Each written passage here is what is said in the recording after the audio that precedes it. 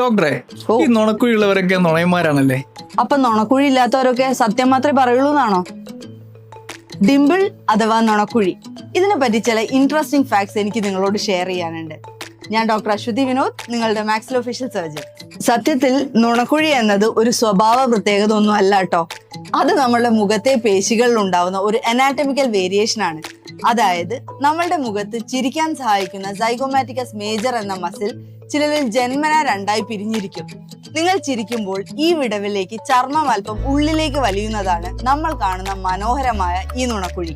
ഇതൊരു ജനറ്റിക് പ്രത്യേകത ആയതുകൊണ്ട് തന്നെ നമ്മുടെ മാതാപിതാക്കളിൽ നിന്ന് ഇത് കുട്ടികളിലേക്ക് ലഭിക്കാനുള്ള സാധ്യത വളരെ കൂടുതലാണ്. മെഡിക്കൽ സയൻസ് ഇതിനെ ഒരു ഫേഷ്യൽ ഡിഫക്റ്റ് എന്ന് വിശേഷിപ്പിക്കുമെങ്കിലും ലോകത്തിലെ ഏറ്റവും ക്യൂട്ടായ ഡിഫക്റ്റ് ഇതാണെന്ന് നമുക്ക് സമ്മതിക്കേണ്ടി വരും. ഇനി ഇതൊക്കെ പോട്ടെ, ഇതിന്റെ സൈക്കോളജി നോക്കിയാൽ നുണക്കുഴി ഉള്ളവർക്ക് ഒരു ബേബി ഫേസ് അപ്പീലാണ് ഉണ്ടാകാറുള്ളത്.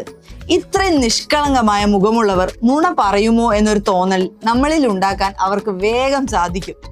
അവർ പറയുന്ന കൊച്ചു കൊച്ചു നുണകളും പ്രാങ്കുകളും നമ്മൾ അറിയാതെ തന്നെ വിശ്വസിച്ചു പോകും. ഈ ഒരു വിശ്വാസം കൊണ്ടാണ് നുണക്കുഴി ഉള്ളവർ നുണയന്മാരാണെന്ന് പണ്ടുള്ളവർ പറയുന്നത്. ചുരുക്കത്തിൽ നുണക്കുഴി നുണയുടെ അടയാളമൊന്നുമല്ല.